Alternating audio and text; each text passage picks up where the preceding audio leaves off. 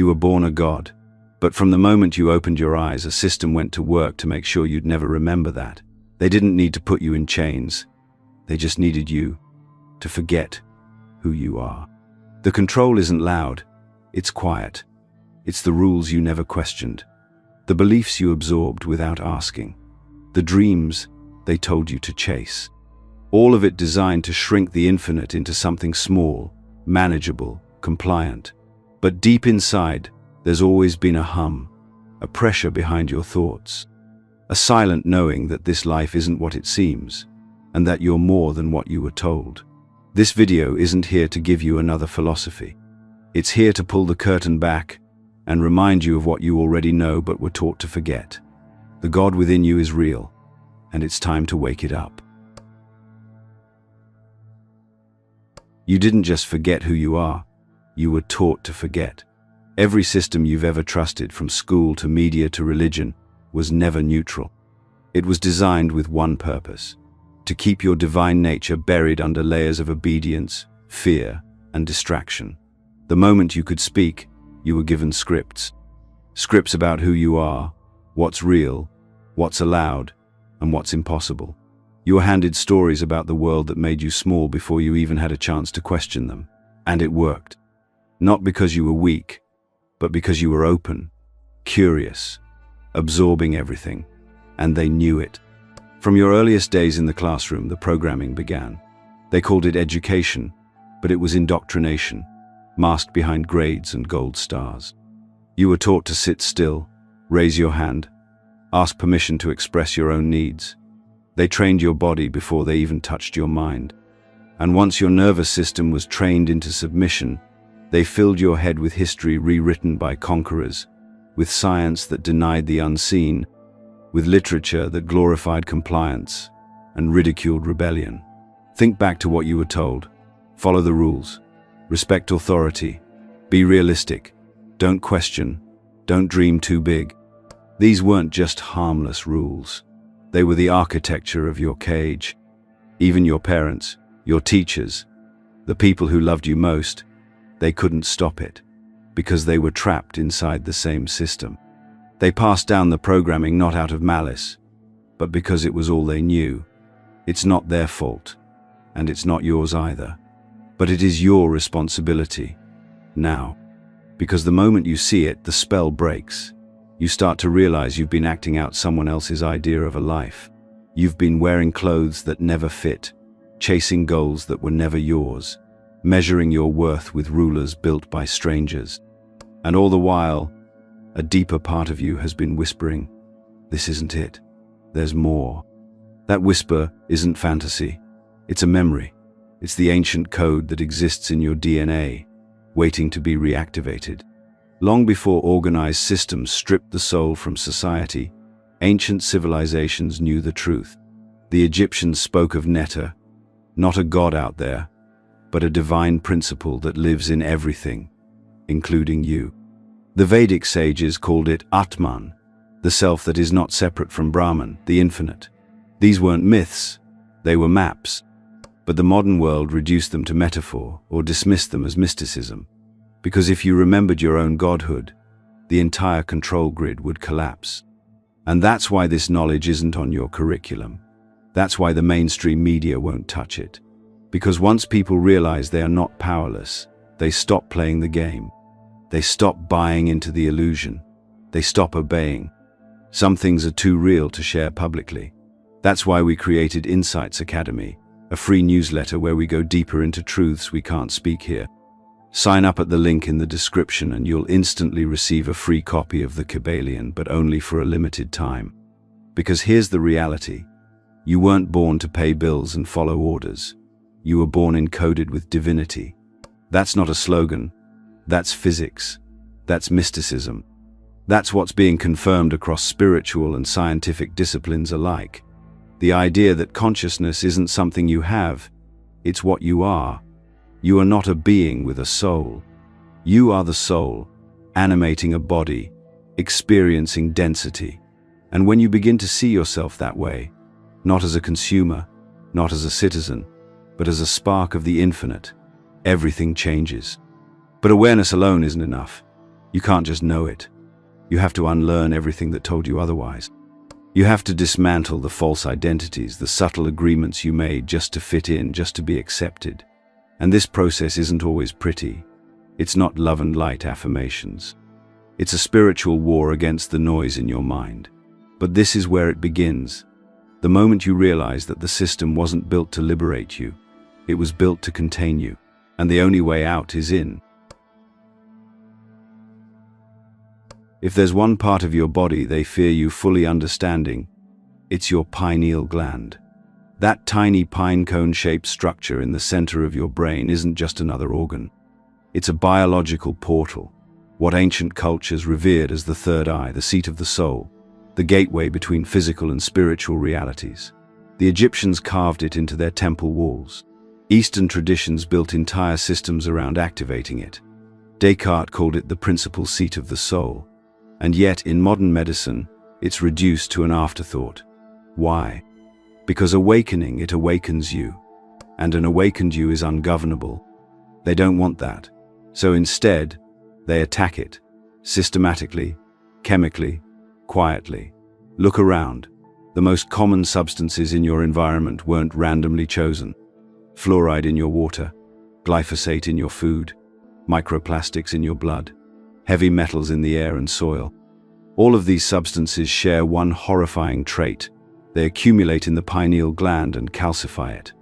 That's not some fringe theory. It's documented, peer-reviewed, proven, but somehow still ignored. Because acknowledging it would mean admitting that there's a war on your perception. A war you never consented to. A war most people don't even know they're losing. The pineal gland is responsible for producing melatonin, sure, but that's just the surface-level understanding. In states of spiritual activation, deep meditation, altered states, breathwork, it does far more. It becomes a transceiver, tuning you into frequencies beyond the material. It's how mystics communicate with what they call the divine. It's how visionaries access states of hyper-intuition, inner knowing, and multi-dimensional awareness. And what happens when it's calcified? You don't just sleep worse, you perceive less. You disconnect from the signals trying to reach you. The channel between your ego and your essence gets static, and in that static, the system thrives. That's why they lace your toothpaste with fluoride and tell you it's good for your teeth. That's why they design food to be convenient, addictive, and toxic. That's why your environment is filled with endocrine disruptors and neurotoxins. It's not just about health, it's about awareness. You think you're choosing breakfast cereal, but you're being steered toward mental fog. You think it's just a drink, but it's another dose of energetic sedation. And over time, you stop asking questions. You stop seeing the patterns. You stop feeling the pull of something more. That's how they win, through slow, invisible sabotage. And the irony? You still feel it. Even under all that calcification, even buried beneath years of programming, there's still a whisper in you. You still get moments, flashes, that strange sensation that you're meant for more, that you're not seeing the whole picture, that reality is wider, deeper, weirder than what you're told. That's your third eye trying to break through. It's not dead, just dormant. And the fact that it's been attacked so precisely, so pervasively, is the best proof of how important it really is. Reclaiming it doesn't require blind belief. It requires intention. It starts with removing the substances designed to block it. It continues with practices that stimulate, cleanse, and reawaken it. And it ends with you beginning to remember that what you perceive through your physical eyes is only a sliver of what's real. You are not limited to 5 senses. You are not trapped in linear time. You are not a body with awareness. You are awareness expressing through a body. And the pineal is the antenna. Once you understand that, everything changes. Dreams become messages. Synchronicities become data. Intuition becomes guidance, not guesswork. The fog starts to lift, and for the first time you begin to perceive reality not just as it's been presented to you, but as it is, raw, expansive, alive. You don't need psychedelics to get there. You need clarity. You need detox. You need discipline. And most of all, you need to want the truth more than you want comfort. because waking up isn't easy. But it's the only way to stop sleepwalking through someone else's idea of life. The deeper you go, the more obvious it becomes. This isn't just about chemicals in your water or lies in your textbooks. It's not just about governments, corporations, or institutions. There's something beneath all of that, something older, something that doesn't wear a suit or hold a title. You're not just living in a broken system, you're living inside a spiritual battlefield. And most people don't even know there's a war going on. That's how good the control is. Ancient Gnostic texts spoke of beings called archons, non-physical entities that thrive on fear, chaos, and division. They aren't movie monsters. They aren't villains in robes. They don't need to be seen because they operate through systems, through thoughts, through emotions. You've felt them. That voice that makes you second-guess your truth. That anxiety that hits you out of nowhere when you start to speak freely. That fear that tells you to stay silent, play small, conform. It doesn't always come from you. And that's not superstition. It's frequency. You've been told your consciousness is just neurons firing in your brain. But consciousness isn't local. It's not a product of your biology. It's the source. And just like a radio can pick up interference, your mind can pick up signals that aren't yours. Low vibrational entities feed off human emotion, particularly fear, shame, guilt, and division. And they're not trying to possess you like Hollywood says. They want you to remain fragmented. Because when you're disconnected from your divine self, when you're caught in loops of fear and overthinking, you're leaking energy. That's what they feed on. And how do they keep you in that state? Through the systems that define your life. Media floods your senses with tragedy, conflict, and rage. Not to inform you, but to entrain your mind to chaos. Religion preaches fear of damnation while promising salvation from a God outside yourself. Education punishes imagination and rewards memorization. These structures weren't hijacked. They were built as control mechanisms, gateways for energetic parasitism. The archonic forces don't run the show, but they influence the architecture. They whisper into the minds of the powerful. They inspire the creation of policies, institutions, and distractions that keep humanity asleep. They don't want a population that meditates, breathes deeply, questions everything, and remembers its divine origin. They want a reactive, exhausted, overstimulated species, too busy scrolling and stressing to notice their own light dimming. And you might think this is too far, too weird, too much. But look around. Why else would nearly every aspect of life be built to distort your awareness, not expand it? Why else would substances that increase consciousness be illegal, while substances that numb it are sold on every street corner? Why else would the most ancient, consciousness-activating symbols and practices be mocked, banned, or buried? It's because they know the truth. The moment you remember what you are, you unplug from their power source. You stop leaking your energy through fear. You stop reacting and start observing. And when you observe without feeding the fear, the entire system begins to unravel. This isn't about fighting. This isn't about war in the way you've been taught. This is spiritual warfare, and awareness is the only weapon that works. Because once you're aware, they lose their grip, and what's left is something they can't touch: your presence. The archons are real, but they don't win through force. They win through forgetfulness, through distraction, through self-doubt. Their greatest victory is convincing you they don't exist while operating through every fear you carry. But now you see the pattern, and once you see it, you can't unsee it. That's the beginning of sovereignty. Not belief, not rebellion. Just seeing clearly. Seeing through the illusion without being trapped by it. That's your shield. That's your sword. And that's the shift that turns you from a target into a transmitter, one that broadcasts truth instead of fear.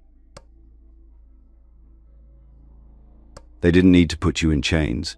They just had to convince you you were someone you're not. That's the most effective form of control, when the cage is invisible and the prisoner polices themselves.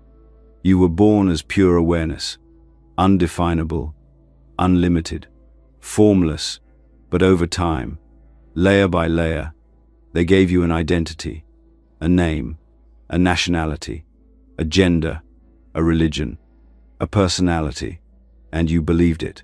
Not because you were naive, but because they started early, before you even knew what belief was. They built a mask around your light, then taught you to call that mask me. This identity isn't your fault, but it is your responsibility to question it, because most of what you think is you is just borrowed programming. You were rewarded for being agreeable. You were praised for being quiet. You learned quickly which parts of yourself were acceptable and which parts needed to be buried to be loved, accepted, included. You edited yourself to survive. And eventually, you forgot you were editing. You stopped being. You started performing. The system loves performers. It thrives when you confuse obedience with morality, when you think self-worth comes from productivity, and when you spend your life chasing roles that have nothing to do with your essence. Student, employee, spouse, citizen, influencer. These are roles, not realities. They're functions inside a game designed to keep you externally focused and internally fragmented. And the more attached you are to the mask, the easier it is to manipulate you. That's why questioning your identity feels like dying, because in a way, it is. The constructed self doesn't want to be seen through. It wants to keep playing the game, collecting validation and avoiding rejection. But real awakening begins when you stop asking, "Who am I?" and start asking, "What am I?" Because the moment you stop trying to be someone and start recognizing yourself as the awareness behind the someone, the illusion cracks. This is why the system encourages constant self-definition. Choose your labels, curate your profile, brand yourself, build a narrative, reinforce it daily. It's all a distraction. Because as long as you're playing the identity game, you're not asking the only question that matters. Who is watching all this? Who is the one behind the roles, behind the thoughts, behind the feelings? That presence, still, silent, aware, that's you. And that's the you the system cannot touch, because it doesn't operate in fear or comparison or survival. It just is. But that presence has been buried under layers of performance. And the deeper your persona goes, the more effort it takes to maintain it. That's why so many people feel exhausted and don't know why. It's not just their job or their schedule. It's the energy drain of pretending to be someone they're not. Every social interaction becomes a rehearsal. Every relationship becomes a negotiation of masks. And the soul, unseen and unspoken, begins to dim in the background. Not dead, just forgotten. Reclaiming your true self isn't about fixing the mask. It's about dropping it. It's not about becoming better. It's about becoming real. That means allowing yourself to be raw, unpolished, contradictory, and alive. It means letting go of who you think you need to be in order to be loved, and instead standing as what you actually are. Infinite awareness, having a temporary experience as a human being, not to escape life, but to live it fully, without illusion. You were never meant to fit into this system. That uncomfortable feeling you carry, that constant friction, that's not dysfunction. It's your divinity rejecting limitation. It's the reminder that the roles you've played were never built to hold your truth. The truth doesn't need a name. It doesn't need validation. It just needs space to be remembered. And that remembering doesn't require you to transcend the world, only to stop mistaking the mask for the master. Let the persona go. What's left is what was always real. Spiritual awakening doesn't begin in your head. It begins in your body. That might sound strange when everything you've been taught about awakening points upward, toward thought, ideas, abstract concepts. But the truth is, your body isn't separate from your consciousness. It is consciousness, condensed into matter, shaped by light, animated by energy. And the system knows that. That's why it doesn't just target your mind, it targets your biology. If they can keep your body sluggish, inflamed, numb, disconnected, they don't need to control your thoughts. They've already won before the first thought appears. Think about it. You've been conditioned to see your body as something mechanical, an object to drag through your day, something to push, fix, punish, or decorate, but never as sacred, never as intelligent, never as the vessel of divine potential. Yet every ancient spiritual tradition knew this. The body was never a burden. It was a temple, not just in theory, but in function.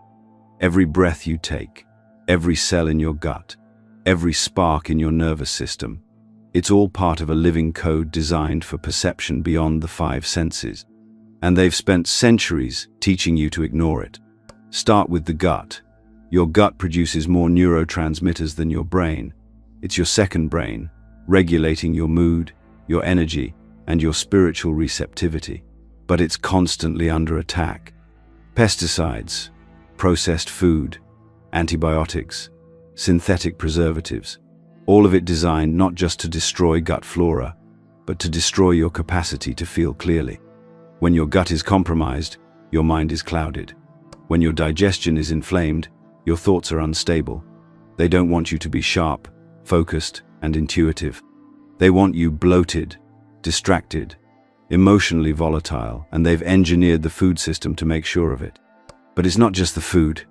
It's your water, your air, your light. Tap water filled with endocrine disruptors, air saturated with industrial toxins, artificial light that scrambles your circadian rhythm and drains your life force. And through it all, you're told this is normal. You're told to adapt, to medicate, to caffeinate and carry on. And when your body starts breaking down, they offer pills instead of root solutions. They give you diagnosis after diagnosis, but never ask the real question. What are you feeding the instrument of your divinity? Because the system doesn't profit from your clarity, it profits from your chaos. This is why healing your body isn't just a wellness trend. It's an act of rebellion. It's the foundation of awakening. Your consciousness can't fully rise in a body that's drowning in inflammation, toxicity, and fatigue. You can't connect to the divine when your nervous system is in survival mode. You can't remember who you are when your cells are constantly battling the poisons of modern life. Liberation isn't only mental, it's cellular. And every choice you make, every meal you eat, every breath you take, is either feeding your awakening or feeding your suppression. And here's the real breakthrough. Your body wants to wake up. It's always communicating, always recalibrating, always moving toward healing when you give it even half a chance. And when you start treating it like the intelligent, energetic vessel it is, everything shifts. Your thoughts clear, your emotions balance, your intuition sharpens. And that's not a coincidence. That's coherence, the state where your body, mind, and spirit align into one unified field. That's when you stop living from your head and start living from your whole being. That's when awareness stops being a concept and starts becoming your baseline. Most spiritual teachings bypass this.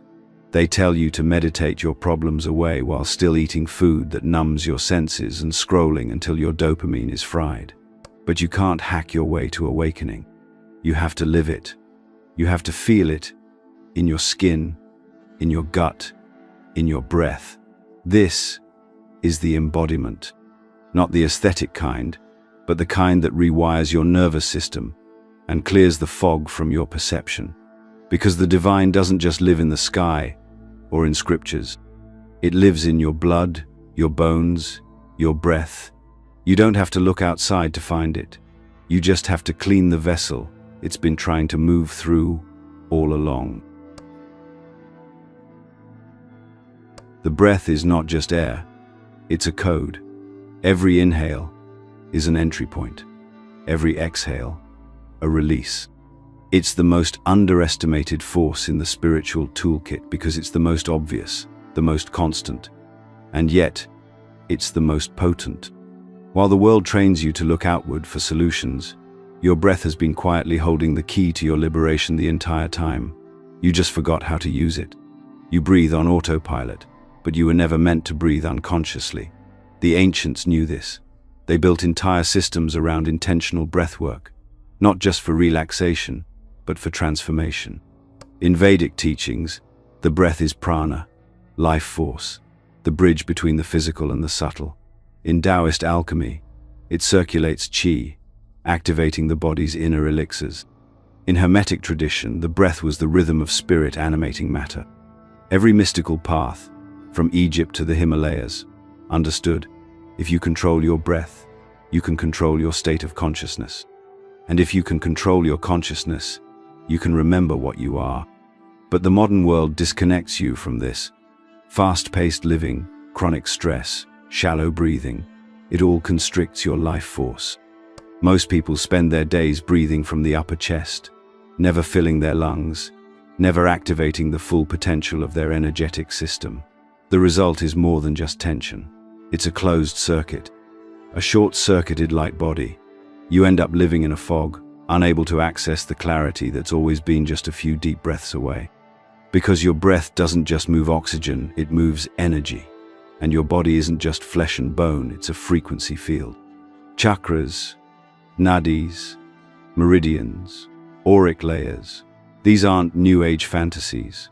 They're maps of your energetic anatomy. They represent how life force flows through you, and more importantly, where it gets stuck. Trauma, fear, suppressed emotion, these don't just vanish. They lodge themselves in your energy body, like static in a signal. And when the energy can't flow freely, neither can your awareness. You think you're just tired or anxious or blocked, but often it's an energetic congestion begging to be moved. This is where breath becomes medicine. Conscious breathing, when done with intention, rhythm, and awareness, starts clearing the pathways. You begin to feel heat, tingling, emotional release, expanded states of perception, not because something external is happening, but because something internal is finally being allowed to flow. You're not adding anything new.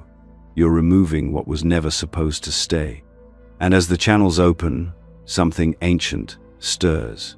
The dormant intelligence at the base of your spine, what yogis call Kundalini, starts to rise. This isn't a metaphor. It's electric. It's alive. It's the raw power of your own divinity waking up. And it doesn't need permission. It needs space. It needs breath. It needs you to stop outsourcing your power and start engaging with the tools that have always been right under your nose. You don't need complicated rituals or external teachers to begin.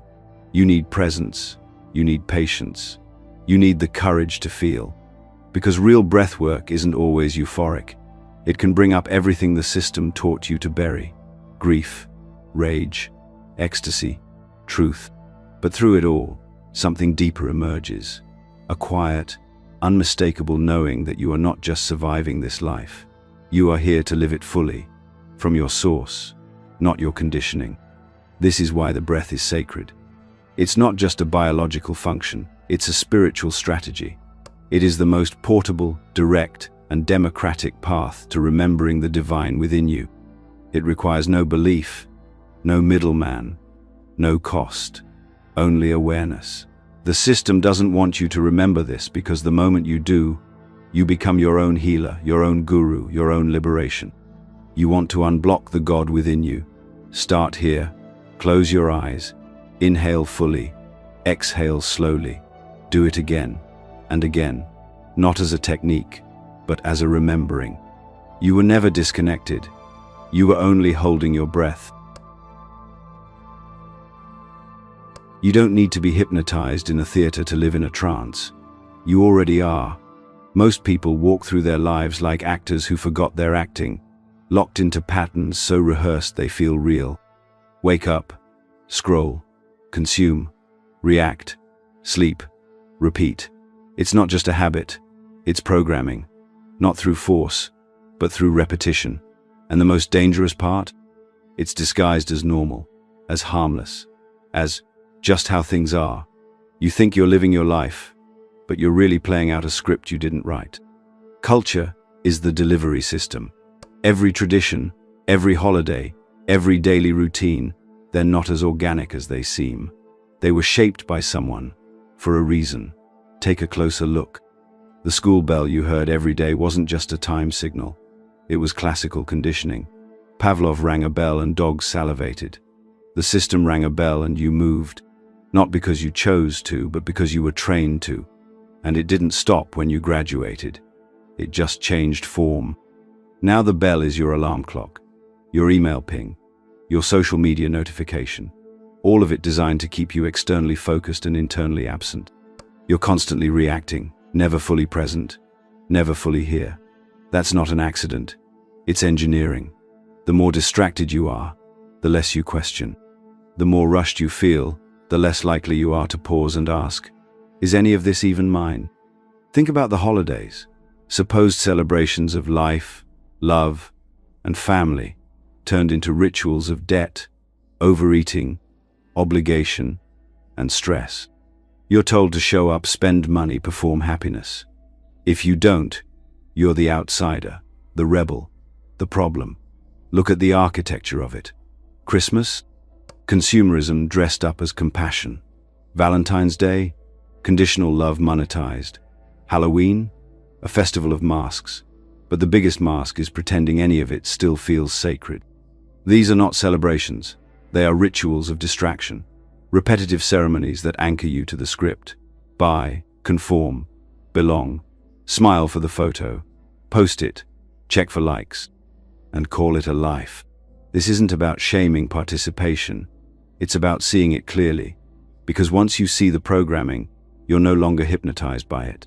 You can still show up, but from a place of awareness, not autopilot. And that's the shift the system fears most. Not resistance, not rebellion, but non-participation in the trance. When you stop performing for invisible judges, when you stop chasing approval through rituals that drain your soul, you reclaim something they can't sell you: presence. Even language itself is part of the trance. Phrases like, "That's just how it is," or "You've got to be realistic," aren't observations, they're spells. Tiny agreements that lock you into limitation. Every time you repeat them, you reinforce the cage, and the cage becomes invisible, which makes it inescapable, unless you start listening. Not just to others, but to the words that come out of your own mouth. Are they yours?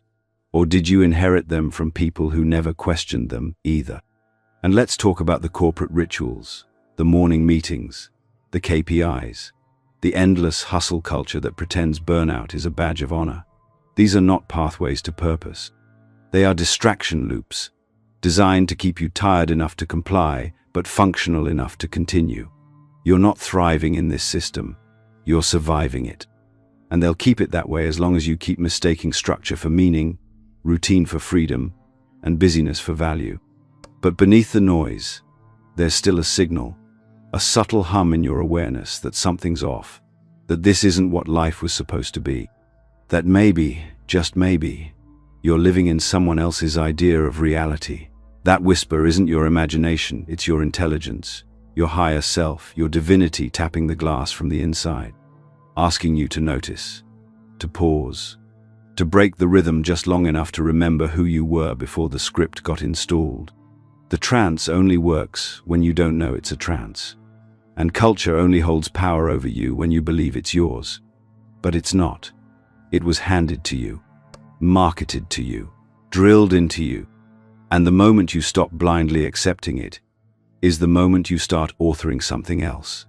Something real, something that comes from within, not from habit. You don't have to escape the world.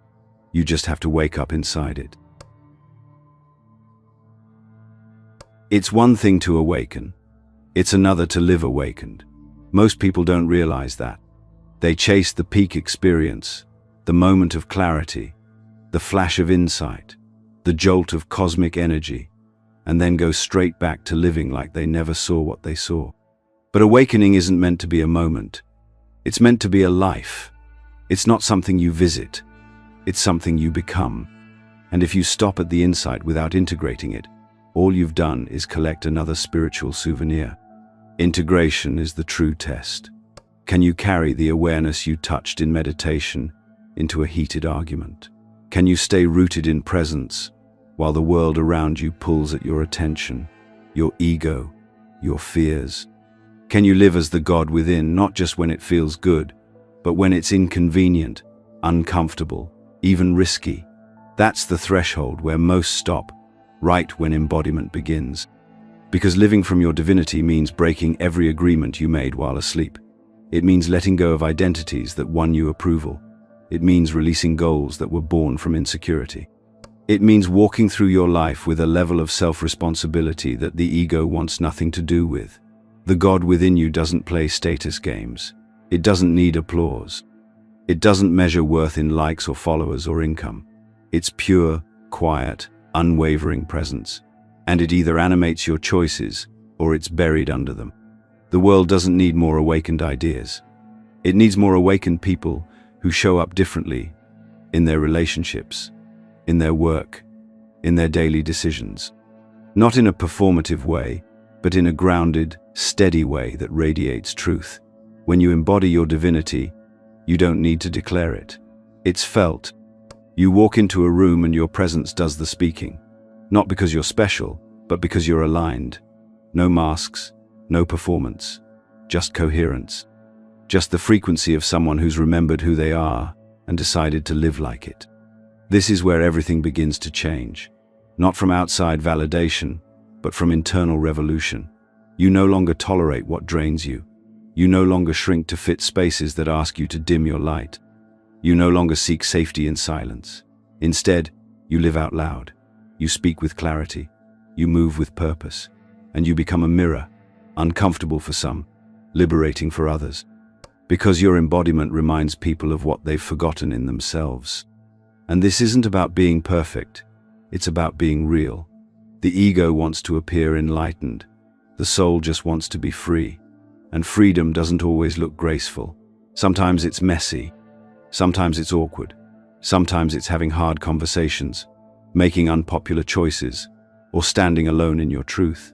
But when you choose embodiment, you stop outsourcing your integrity. You stop waiting for permission. You stop abandoning yourself for comfort.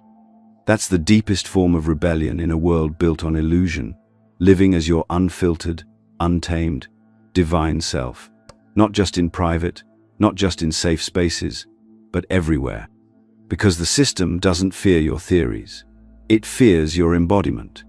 It fears the person who doesn't just know they're divine, but lives like it every single day, with their words, with their habits, with their presence. You don't need another spiritual high. You need a spiritual spine, one that supports you when your old life starts falling apart, one that guides you when the noise gets loud, one that reminds you who you are, even when everything outside tries to make you forget. That spine is built through choice, through practice, through presence. This is what it means to embody the God within. Not one day, not someday, but now. There's a moment in every awakening journey where you stop searching, not because you've given up, but because you finally realize there was nothing missing. That the thing you were chasing, the truth you were trying to grasp, the version of yourself you were waiting to become, was here all along. Hidden not in some distant dimension or rare philosophy, but beneath every distraction, every lie, every layer of programming they taught you to call reality. You never lost your divinity. You just stopped looking where it lives, within. This is the final remembering, the moment the seeker dissolves, the moment the God within stops whispering and starts speaking, not in thunder or fire or spectacle, but in stillness, in presence, in the quiet knowing that you are the awareness behind it all, the witness behind the thoughts, the field within which everything appears and disappears. You were never a role, a job, a body, or a story. You were, and always are, the infinite consciousness choosing to have a temporary experience through a finite form. And in that remembering, something strange happens. You stop needing to fight. You stop trying to convince. You stop wrestling with systems that only ever had power because you agreed to forget. The moment you withdraw that agreement, the illusion starts to crack. Not just outside, but inside. Your fears don't vanish, but they lose their grip. Your doubts don't disappear, but they no longer define you. Your past doesn't change, but it stops owning you. You become lucid in the dream. That's what this has always been, a dream. A convincing, immersive, beautiful, terrifying, holy dream. Not to escape, but to awaken inside of. And now, you're awake. not in the performative, spiritual by aesthetic way, but in the lived, breath-by-breath awareness that you are not what happens to you. You are the one it happens within. And from that place, you don't just react to the world, you respond as the world. Because the divine doesn't watch from afar, it experiences through you. So what happens now? You live, but not like before. You don't play roles for acceptance. You don't perform for applause. You don't shrink for safety. You live as truth embodied, moment to moment. You choose relationships that honor your expansion. You eat food that honors your clarity. You speak words that honor your vibration. You protect your energy like it's sacred, because it is. You create, you rest, you connect, you remember, and you stop waiting, because there is no savior coming. There is no event, no guru, no finish line that will hand you your freedom. You already are what you're looking for. You already hold what you've been chasing. And the only thing between you and that reality is the illusion that there's still more to become. There isn't. There's only more to release. When you live like this, people will feel it. Not because you're louder, but because you're clearer. Your presence will speak a language most have forgotten. And some will avoid it, because your light threatens the comfort of their darkness. Others will be drawn to it, not even knowing why. But it won't matter, because you're not here to convince. You're here to be. That's the gift. That's the mission. That's the embodiment. And if you still haven't joined Insights Academy, now's the time. You're not just missing out on deeper knowledge, you're missing the opportunity to remember faster. The free copy of the Kybalion is still available, but not for long. You were never meant to be small. You were never meant to be quiet. You were never meant to live a life of muted wonder and managed obedience. You were meant to be electric, wild, infinite. You were meant to walk this earth as a living expression of the source itself. That's not a metaphor. That's your truth. And no system, no label, no amount of conditioning can change it. The God within you has always been waiting. And now, you've remembered. If this video resonated with you, let us know by commenting. I understood it.